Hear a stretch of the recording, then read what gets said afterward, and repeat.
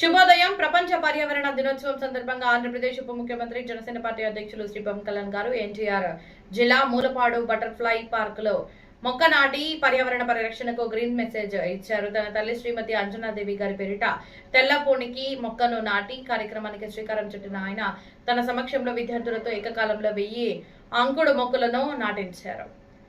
కొండపల్లి బొమ్మల తయారీలో ఉపయోగించే తెల్లపూనికి మొక్కల సంరక్షణకు ప్రత్యేక చర్యలు అవసరమని పేర్కొంటూ పర్యావరణ పరిరక్షణలో యువత ముందుండాలని పిలుపునిచ్చారు.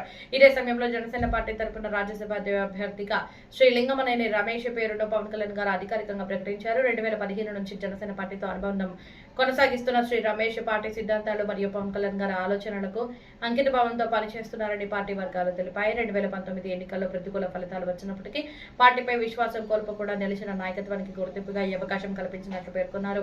కుల మతాలకు అతీతంగా నిబద్ధత, అర్హత మరియు సామాజిక సమతుల్యతకు ప్రాధాన్యమిస్తూ ఈ ఎంపిక జరిగిందని పార్టీ రాజకీయ కార్యదర్శి పి హరిప్రసాద్ వెల్లడించారు.